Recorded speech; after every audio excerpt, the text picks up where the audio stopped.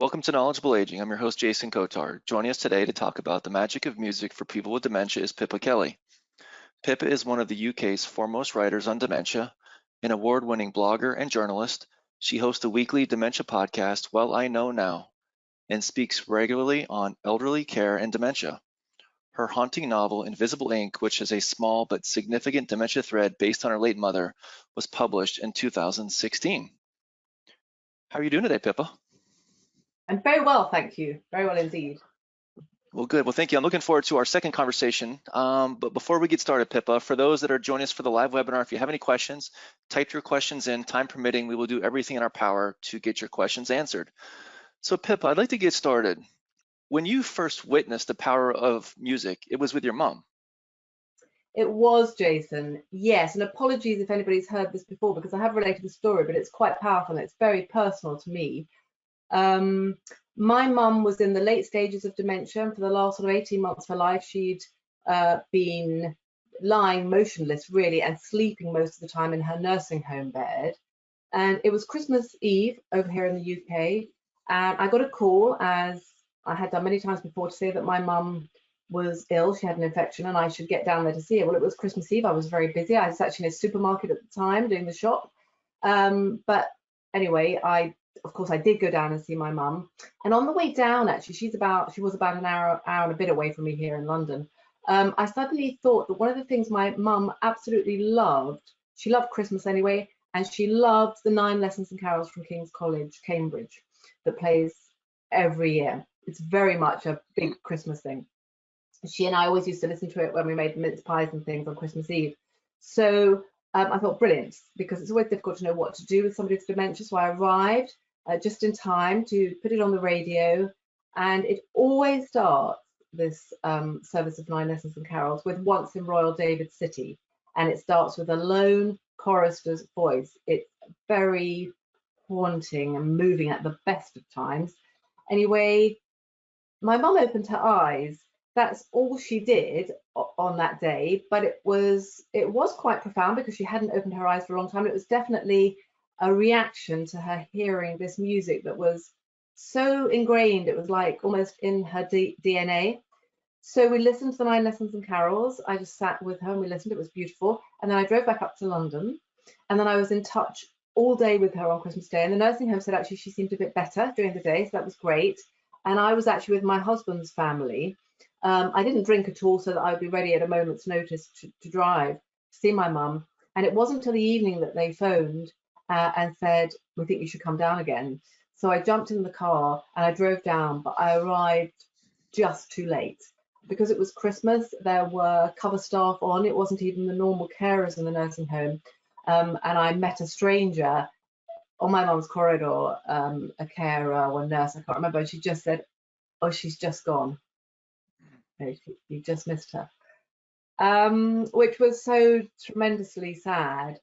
But I had this wonderful, wonderful experience, this memory of the experience the day before on Christmas Eve when I sat and listened to the Christmas carols, to the 9 Lessons and Carols, and that was really moving to me. And that was the first time I saw an action. Way back then, I didn't know the power of music. I had no idea that I stumbled on something that was really powerful in its own right. I just did it because I thought, I know my mum loves that. But later on, as I got more and more involved in dementia, I came to find out more about that.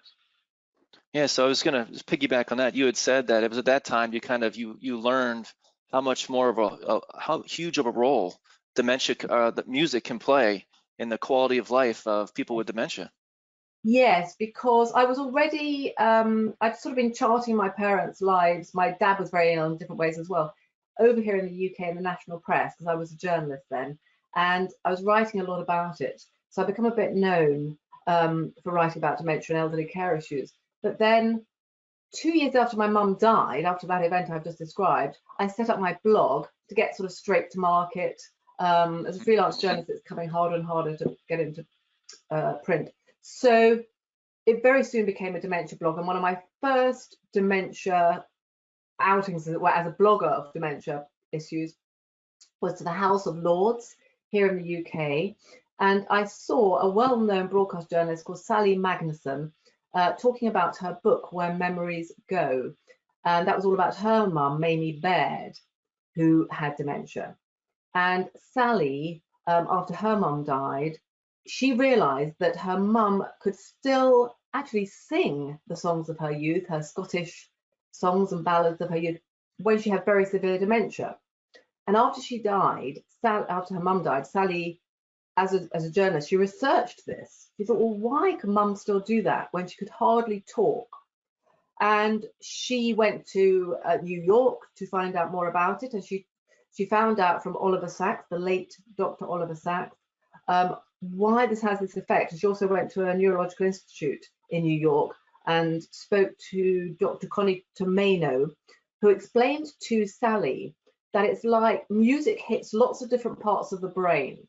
And because it hits different parts, it's a bit like when you have a tip of the tongue moment and people are firing questions at you, and one of them will lodge. And also those parts of the brain that music is touching like that, these clues that it's kind of sending out, they're the last bits of the brain to go in somebody with dementia. Dr. Oliver Sacks put it beautifully, I thought, and Sally talks all about this. Her book is just the most exquisite memoir of her mother. Dr. Oliver Sacks said, the past, which is irrecoverable in any other way, is embedded in music as if in amber. And, you know, that is so lovely.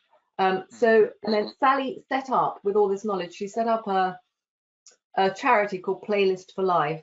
And that means that the people with dementia make their playlist for life. I've sort of thought about what would be on mine. It's meaningful pieces of music throughout your life. And then if you listen to it on what used to be an iPod, but you know, the little buds you put in your ears, somehow that makes it more immediate, you connect more, and you see, you know, people come alive when they listen to meaningful music. And there are so many other charities. One you have there in the USA, which is very good, and if you look at their website, aliveinside.org, they've done videos of people with the little earpods in their ears, listening to pieces of music, and you see people who are, you know, normally very slumped, can't talk, almost one might say out of this world, as in they've gone, they're lost. But when they listen to some meaningful music, their foot starts to tap, their body starts to move. There's a very powerful video. I was just reminding myself again today of a lady in bed who hasn't moved, a bit like my mum. Then they put the little pods in her ears, and you see her in bed, sort of trying to dance, almost moving about. It's just the most incredible thing. And over here, you know, there are so many charities now. Another one that is a good charity over here is Music for Dementia, which is pushing now for everybody with dementia to be able to have access to meaningful music, which sounds a bit sort of very fairy. But at the moment, even though there's now a lot of evidence as to why music is so powerful, it's really kind of scandalous that our care homes in the UK, of all of our care homes in the UK, only 5% of care homes have access to quality music and arts therapies. And I don't know what it's like in the US, but I guess it's very much the same over here. It ranges when you talk to experts, but the generally sort of given percentage of people with dementia in care homes is 70%. Some experts say it's as high as 90% of the residents of care homes have dementia. Music is great for them, and yet only 5% of care homes have access to music. You know, it's such a shame. So that's another great charity over here. I could go on and on listing the organisations that I've written about or had, you know, people on my podcast who are related to them. Yeah, so Pippa, do you have your own music and dementia mission or goal? Yes, I do. I think it might have been superseded a bit by other people now in some senses, because I don't spend my entire life hobnobbing at the House of Lords, but I was at another dementia event at the House of Lords. In fact, this was to do with the Commission on Music for Dementia, when they were launching their report revealing this shockingly low statistic of 5% of care homes having access to meaningful or quality music therapy. And actually, it was the end of this sort of evening, and they had as their guest speaker, I don't know if you've heard of her. She's an internationally renowned, an international soprano called Leslie Garrett. Mm-hmm. Very famous in the opera world, extremely famous over here. And she is very interested in dementia because her auntie Joan had dementia, and she's a patron of another music and dementia charity, which Leslie won't forgive me if I don't mention it. That's called the Lost Chord. And she was giving a speech, and Leslie's a wonderful character, that's sort of larger than life. She gave her fantastic speech where she kept bursting into song. And then at the end of it, as a sort of throwaway remark, she said, "Does anybody here remember singing together?" Well, actually, anybody listening from the UK might. Anywhere else, perhaps they won't. But you probably had similar things. Over here, we had a fantastic radio program. It was set up in 1939 at the very beginning of the Second World War. And it was a schools radio program. And it was for the evacuees, the children in the Second World War who had to leave their homes and their families to get out of London and the cities to be safe.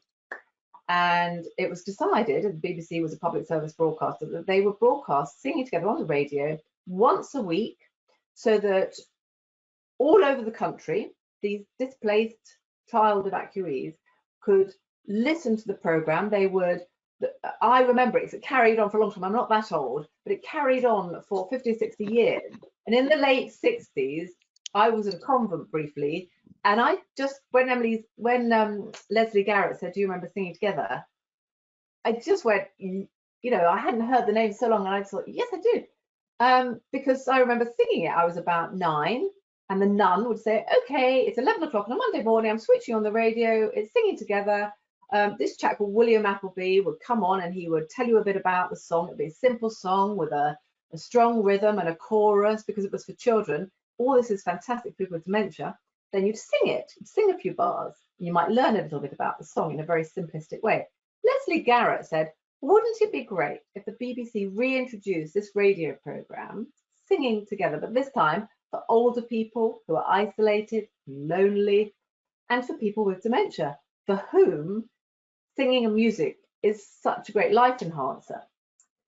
So I did, well, first of all, I blogged about it. It got such a response that I then organised a letter to the Times in London with all the big names of the dementia world signed it, urging the then Director General of the BBC, Tony Hall, to reintroduce this programme. I then did a big piece in the Daily Telegraph about it with Leslie, and anyway, all this kind of fell on deaf ears, really. But every opportunity I sort of plug away at it, and I sometimes feel I'm getting somewhere.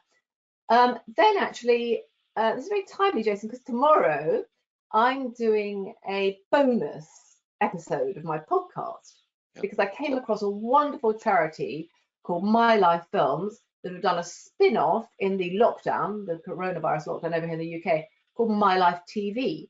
And one of their channels on the My Life TV is a sing-along with Mr. Meredith, and it is basically singing together. So Mr. Meredith, on the clip I saw, he's doing do re mi, follow me. So follow me, and he just goes do re, do a meta, and then it's very simple. And this is absolutely aimed at this. My Life Films, My Life TV is for people with dementia. So in various different ways, I think that Leslie's idea is coming to life over here.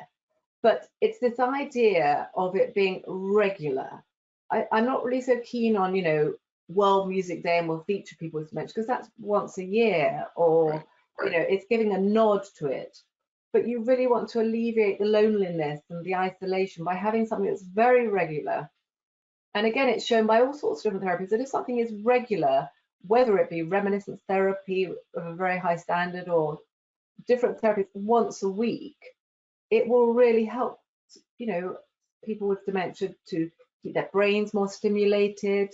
I think people with dementia probably, we know they will have suffered in the lockdown, as we all have, really. But I think, our care homes, I talked to a US podcast director, Roseanne Corcoran, earlier. For my podcast, it was sort of podcaster meets podcaster. And I think it's much the same for you over there with your care homes. You know, people couldn't visit, and so the poor people with dementia felt very, very neglected and abandoned because they didn't really understand why their loved ones weren't visiting them. And I think there's been a you know, their cognitive powers have reduced still further, and they've declined because they haven't had the stimulation of their, you know, their brain. So I think this regular once a week singing, whether it's the Singing Together radio program or the My Life TV, which actually in some ways is even better because it's not just once a week. You can go into that My Life TV whenever you want. It's streamed. You know, this is the world is moving so quickly now that we can all watch these things streamed. So mine was a radio program. I love the idea of it being a radio because all you had to do was just go join, you know, press the button. But if it's streamed on a tablet, it might be a little bit more complicated, but in a care home, you could get the care home, a facilitator there, you know, or coordinator to help with that. But anyway, I just think for it to be regular like that is very important. Yeah. So can you tell us something about social prescribing, which is happening over there in the UK? Yes, this is great actually, because obviously things are a bit, as they are throughout the globe, a bit odd at the moment. We're hopefully coming out of it now, but everything's been a bit sort of stagnant, as it were, and stopped. But what was happening in just sort of like a couple of years or so before the coronavirus pandemic over here was that social prescribing it's sort of what it says. So one of the great things say about music for people with dementia is that it can be used to reduce anxiety and agitation and distress. And if well used, skillfully used, you can even know when a person with dementia is going to get distressed and agitated because perhaps they don't like to have a shower anymore. It might have bad connotations. If you play some nice music that you know is going to soothe them and calm them down, that can have the same effect as giving them antipsychotic drugs, you know, to bring down their agitation. Obviously, so much better to prescribe music than to prescribe medication. And the amount of medication for people with dementia here in the UK has significantly reduced in the last few years, to the point where a lot of times it's gone completely. It doesn't have to be music. It can be all sorts of other things. And in fact, the founder of My Life TV and My Life Films was saying that they've done evaluations already, even though his charity and not-for-profit business, My Life Films, is a charity, and the My Life TV is a not-for-profit sort of spin-off. Even though it's quite young, they've done evaluations, and they have found that in some cases, people's medication has been able to be, first of all, reduced, then gone altogether. So then it's called social prescribing, because you're prescribing not a medication, but some sort of a social therapy. Music is very powerful for the reasons I explained earlier, but it might be reminiscence therapy when done extremely well, or it might be poetry, or it might be art, or it might be nature, or it might be gardening. But it is now becoming more and more evidence-based. I mean, it's no use just wittering on about it. You have got to have your evaluations and the evidence base to show that over a certain period of time, this is having a very beneficial effect. It's great in terms of the medication, but it's also great because sometimes it's shown that it will keep somebody at home for longer, and therefore they don't have to go into what you call care facilities, we call care homes and nursing homes in the UK. And of course, that saves the nation, the government, money. And once you start talking in those sort of terms, funnily enough, the politicians start sitting up and suddenly being very interested in what you're doing, because there are economic benefits to it as well as sort of humane benefits at a human level. And sometimes as well, you can even stop emergency admissions to hospital, things like that, through clever use of it. I mean, that's less likely with the social prescribing, but you can certainly delay going into a care facility and reduce medication. That's been proved now. And that's what we're doing. And now it is now a sort of policy that you can social prescribe. GPs are told they can do that. It's like a prescription almost. Yeah. So Pippa, would you say that it's kind of important to determine the type of music that a loved one has so that down the road, as maybe their dementia progresses, that's the music that they want to hear? Yes, and in fact, if you look at, I just noted it down, if you were to go to www.playlistforlife.org.uk, that is Sally Magnuson's charity, Playlist for Life, that she set up in 2011 after her mum, Mamie Baird, died. It's an extremely successful charity now. And the reason I signpost you to that charity is because they will help you set up a playlist for life. That's, the clue is in the title of the charity there. You can put together, and it's a good idea to put it together. It's a good idea for me to put mine together now. I have started to think about it. It's just so that everybody out there knows I would want I think I'd want Simon & Garfunkel's Bridge Over Troubled Water. I would want William Walton's anthem, Set Me as a Seal Upon Thy Lips. Actually, it's Upon Thine Heart. I would want possibly actually some, I don't know if you say Don McLean or Don McLean, American Pie, but I know, I'm beginning to sort of gather what I might want. If you leave it too late, it's not the end of the world at all, because as the Playlist for Life will take you through the processes, you then just have to go to relatives and they'll remember. I remember my mum. My mum, one of the reasons I want Bridge Over Troubled Water actually is not for me, it was because that would absolutely remind me of my mum. I'd kind of go back to my childhood. Actually, I was listening to something recently, and Hugh Grant, the actor, was, we have the program where Desert Island Discs, where famous people choose their 8 discs, and he chose, this is really weird, but he chose the Flopsy Bunnies. He said it was the first record I ever had, and I hadn't thought about that for ages. It's a little 45, right? Jason, you're too young to even know what a 45 record is, I expect, but they were little records like that. And it was my first record ever. I had 3 Blind Mice, the nursery rhyme, which was on a red disc, little record like that, and the Flopsy Bunnies. And when Hugh Grant, when it was played for him, it was like, oh my God, I zoomed back to when I was probably 4 years old. And I said to my husband, I might want the Flopsy Bunnies. It is incredible, how it does that to your music. If you think of things that when you met your wife or your girlfriend or, your first love, you'll have had kind of my song. You do go back, Fleetwood Mac, and I'm back at school, just got to hear Rumours or something, and I'm just, in the back seat of a car having a naughty moment with a boy. It's just so funny the way it does that to you. It's a bit like smell. It's incredibly evocative of the time. So you can see why, when you listen to the music yourself, particularly if it's in those little buds that are right in your head, why it would have that effect on somebody whose cognitive powers have declined to such an extent that they are really deep down into dementia and really look as if they're almost lost to us. How suddenly you can recover, because if you understand that sense of what meaningful music does, and it's got to be meaningful to you, the individual. My playlist is going to mean nothing to you, Jason, right? Possibly, or 1 or 2 might. It has to be tailored for the individual. That's the whole point of it. It's incredibly important.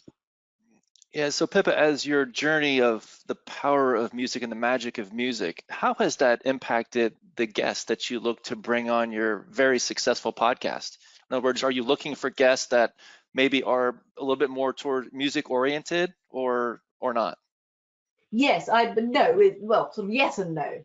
Because the whole point about my podcast is, and thank you for the opportunity to talk about it, Jason, that's really nice of you, but it's to bring us wide a list of guests, a variety. I really want a wide variety. And I've just finished my 3rd series. I do them in sort of batches of 8. So I've just finished my 3rd series, but tomorrow a bonus episode is coming out. So I did meet this founder of this very exciting My Life Films. And I possibly might do the odd bonus episode. But my passion is music and dementia, because it's so powerful a force for people with dementia. Also, because a podcast is audio, anything to do with music works very well. I was a bit worried when I did the My Life Films one, which is television. I say on the podcast, and we do play lots of clips from it, from the television, to give people a flavour, but obviously anything musical. So I've had Sally Magnuson on. She's an absolutely wonderful guest, and we did play some clips. She was very, very generous, Sally, and she sent me some incredibly moving clips of her mum, Mamie Baird, singing months before the end of her life. You can hear that Mamie is very frail. She's not so good at speaking, but when she sings much better. It's the music, it's the rhythm, it's all these different elements of music, as Oliver Sacks said. It's the rhythm, the pace, the tone, the mood, the key it's in, all these different elements.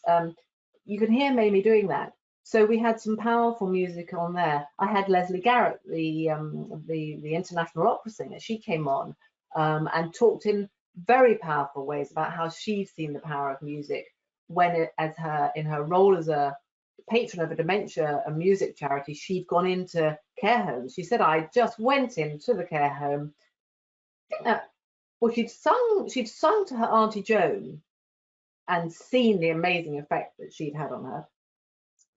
And then she went into the care homes where I think Lost Cause Charity were going in, and she saw what they were doing, and said, I will help you in any way I can.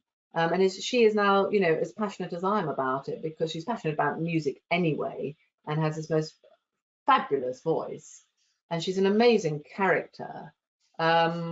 So she is a very good one, and she was sweet enough, even though she's internationally renowned, to sing a song on my podcast. So that was lovely. I'm trying to think whether there's anybody else. I'm sure there are other people who, because what you find, it's like the chap, who's coming out in tomorrow's podcast. He's called Jörg Roth. He's a German. He's a filmmaker.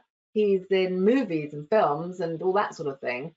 But he just heard that people with dementia can't watch television anymore because they can't follow the plots. And he saw the power of the music as a part when he then did his spin-off for My Life TV. As soon as people enter the world of dementia, like I did, it's quite difficult not to bump into music and its power, because it's sort of everywhere. It's just such a powerful force now. There are so many different charities. Turtle Song is another one over here. I can go on. It's a bit invisible because I'm going to miss some out, but there are so many. And we also have, the big dementia charity over here at the Alzheimer's Society. I think you have something very similar in America, what it might be called the Alzheimer's Association, but it's, it's the big charity. Mm-hmm. And they have music for the brain sessions all over the country that will be set up locally so that people with dementia can go along and sing. It's just becoming very much a given, a known thing now, which is why, because it was only in about 2018 that this commission report came out saying that care homes, only 5% of them, had access to quality music, which was what was so shocking about it, because by that time we were all realizing the great power. So it seemed very sort of shocking that even though we now knew the great power, it was such a tiny fragment of care homes that had the access to it. Yeah. Pippa, this is wonderful stuff. Thank you again for joining us. How can people find you? Yes, they can find me at at the moment, the sort of biggest thing I'm doing is the podcast, really. So you can go to any podcast platform. I think I'm on all of them. Apple is the one that people tend to use, because I think if you have, without too much product placement, if you have an iPhone, it's already on there. And then just search for Well I Know Now, Pippa Kelly, and you will find my podcast. But it's also on Spotify, on Acast, wherever you really want to listen to it. Even just Google Well I Know Now, Pippa Kelly podcast, and it'll pop up somewhere. Also, of course, there's my blog, which is pippakelly.co.uk. I'm on Twitter. That's my biggest sort of social media platform, um, and it's You do a good job there. yeah. I like Twitter. I think journalists do like Twitter because it's like just a signposting thing. You know, you can say in a few words and then click on, and there's all my words spilling out in my article or a podcast or whatever. But my Twitter handle is a bit odd because I didn't know that I was going to be so involved in dementia. And I live in London between two commons. So my Twitter handle is Pip on the Commons, which is a bit strange. I think you can find me if you search in the Twitter search engine for Pippa Kelly, but there are probably one or two, but I'm at Pip on the Commons. And then Facebook and LinkedIn, I'm just Pippa Kelly. Very good. I think I've Well, as covered it far, all. say that again, Pippa. I think I've covered it all. Yes, you have. Excellent on social media. Really good. So as far as knowledgeable aging, you can find us at knowledgeableaging.com. You'll find all of our upcoming and archived webinars. You can also go to YouTube, type in knowledgeable aging. We encourage you to subscribe. We update that 4 to 5 times per week. If podcasts are your thing, like Peppa, you can find us on Apple, Spotify, etc. Till next time, I'm your host, Jason Kotar, and this is Knowledgeable Aging.